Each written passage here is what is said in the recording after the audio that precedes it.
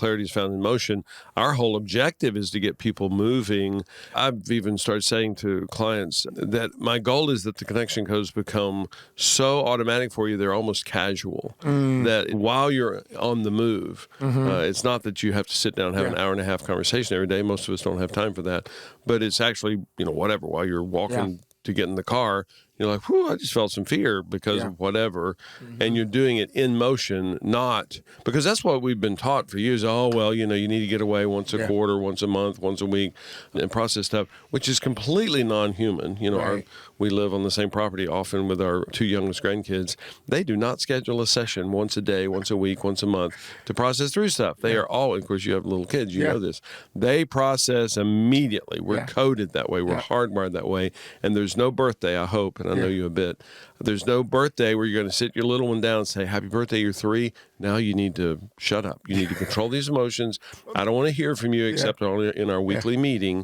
Then you can tell me. Write it down and bring it to me later. You can tell me on Thursday afternoon what happened for you Monday evening. Yeah. You'd be the worst dad of the year. It's like, what? You told your kid that when they turned 3 or 5 or 8 or 10? With Solomon, you want him to tell you what's happening for him when he's 14. Yeah. And go, Dad, I was so overwhelmed at school today. This group of boys were playing and I wasn't included. And they said they didn't want me. And you're like, nope, you're 14 now. You're not allowed to tell me, the pain of that. How bizarre would that be? But somehow we've gotten that message. And it's almost DNA in this culture, especially with men. It's like, oh, no, you're not supposed to do that. So I just love that idea that is as you're going, as you're moving, which is what Malachi and Rowan do all the time. As they're going. they never, like Solomon was yesterday. What was he saying? He was walking around the house. I just got to let out what it is, Dad. And I'm just so angry. And it just like, totally, bud. I get it. And there was another moment too recently where he had said it like it was rage. He was so, and he was like, I feel it so deep in my body. My stomach is vibrating. And I'm like, well, I understand that. Wow. I get it. His sister, we're still on that that journey to get her to be as articulate as he is around what she's feeling because she's navigating it. She wants to run away, which I'm like, I resonate.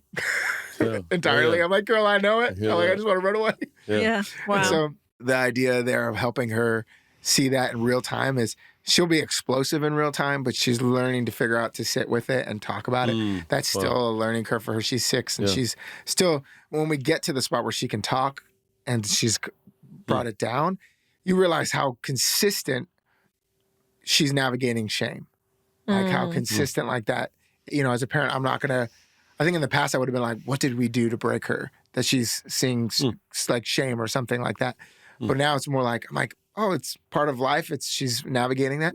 And you realize like for kids, there's certain things that I think exaggerate emotions in ways that they don't exaggerate other things. For example, shame with girls on TV shows like Barbie, where they'll say things about, I don't like my hair, or I don't like, they'll make comments about themselves, even though their friends in the show are reinforcing, no, you're beautiful, almost doing the exact opposite of the connection goes, right? Like not letting this person fully say, I feel shame about my hair. Then responding with, oh, I get the shame and hearing that shame.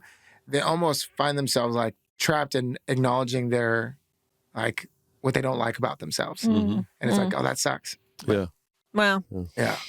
I think about with what you shared originally on that clarity and motion, just like is found in motion. And I think I'm assuming, which is not good, but that you were referencing are talking more to business people. Yeah.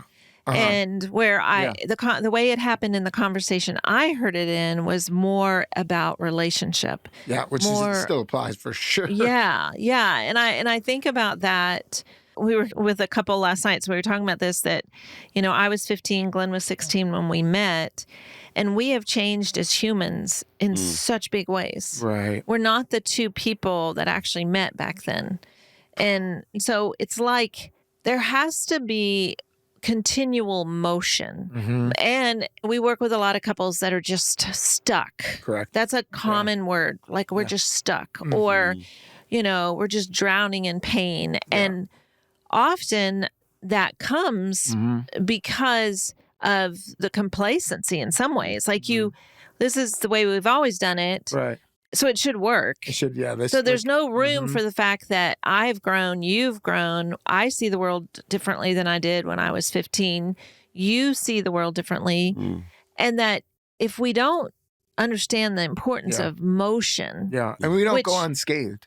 Like that was a big part. That's still a big part of my journey of processing my emotions, is realizing how quickly I can find myself back into things with my emotions where the best thing to do is to take action versus like sitting with it still and kind of pondering it and thinking like that's gonna bring me out of it, or recognizing like in my own self, like you can have so many experiences that whether they were resolved or not resolved, I know for myself, it can still lead to me going, fear to let motion happen, fear to let myself share what I want to share, say what I want to say. It's going to hurt X, Y, or Z. It's going to cause pain to that group of people or to that person.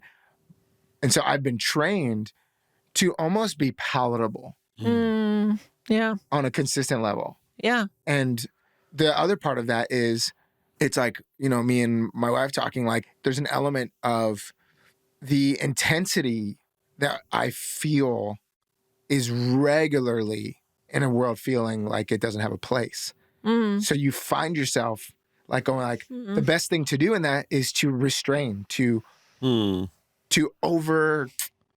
what I would put is second guess yourself. I tell people, a lot of people don't live with the idea that most of their thoughts are going to be resisted. I live with a regular narrative that I will be resisted, whether it's in thought, whether it's in like that there's going to be resistance somehow to what I say. Like I could say the sky is blue and someone will find me and say, you know, it's gray. Like that there's always, so that can actually, I start to get too edited with myself and that keeps me from action. I think I need to learn more. And gosh, in the business world, I was at this side story here. I was at this event they asked me to speak at for creative solopreneurs, individuals who are trying to build their businesses. And I'm looking at them talk about like, you need this and you need that and you need this and you need that. And I'm like, okay, one, none of these people are going to work with me individually. Like this isn't a sales pitch. Like, how do I help you in this moment be better without having to work directly with me? And I found myself like up till 1 a.m. trying to fit my talk into this box of how everybody else had done it throughout the event. And it just didn't work. And I woke up in the morning and I was just like, I just feel so much anger, processing all of it and going, my fear of how it's going to come across if I say X, Y, or Z. And the truth of the matter is, people think if I don't get my 8-step framework dialed in perfectly, I can't launch. I'm like, no, launch it with what you got. And then if you need to change it in 6 months because you found out, I'm like, honest to God, you found out you're not as good at it as you thought, so you got to fix it. That's okay, because I'd rather you do that than think, I'm going to perfect this in an echo chamber that never touches the market. And people then when they interact with it, you find out it doesn't work like you thought. Now you got to go back and change it because they get lost in like, if I don't have my 8-step framework, if I don't have it perfect there, if I don't have X, Y, or Z dialed, then I can't go to market. And then there's a whole world. This is just, for me, like I have a little bit of a frustration, or maybe the right way to say it is like I feel a bit of anger and sadness around a market that wants people to feel like they're missing something more before they can achieve their next financial, like you may have done this, but if you want to go here, you need to take this course and you need to then take this mastermind and then you need to take that. And you get pulled into believing that, wait a second, I'm not ready to do the thing I feel like I'm ready to do. I need to do this thing next. And they want to keep you learning. They want to keep you in their engine because it makes them money. Right. Versus going like, no, just take some action and figure out what you need and what you don't need as you go versus, you know what I need? What I really need is to that. And if I did that, which I get why people say it, because it makes sense. Because if you're like, if I didn't have that, then I could eliminate the possibility of failing. Like, true. You know what also eliminates the possibility of failing? You never doing anything. Right. Yeah. Like that also eliminates it. So they're going to keep you in that wheelhouse. Not everybody does, but there is a whole market that wants to keep people learning because there's stats now on courses specifically, even how long people actually take courses and how long they watch them, and like what the learning, education, information age has taught people. It's better to consume than to create. Oh, wow. You feel so much. Say that again. Like So good. it's the reality is like it's just the truth. The information age has taught you that that the thing to do is consume more, and that will help me. And I'm going, no, action, create, do something, put your hand to something, test it. That will get you where you want to go. Not consume. And I'm in the business of helping create content for stuff. So I understand that we want people to consume content, but not at the cost of them actually living their life and taking action. Wow. Yeah. Anyway, a little rant there. Well, my training is a therapist, and therapists are known as having clients for 12 years. And I tell my clients usually in the first session, I'm like, look, if we don't get somewhere in a few months, probably 3 months, fire me. If we don't get somewhere in 5 months, I'm going to fire you because this is ridiculous. This means this isn't working. Yeah. And again, whether it's me, whether it's you, whether it's the universe, I have no idea. I'm not even blaming anybody, but that doesn't make sense. I mean, if we're not actually getting some traction points, making some progress. And I talk to people all the time that are like, oh, I've been to the same therapist for 10, 12, 15 years. Yeah. I'm like, what exactly are you doing?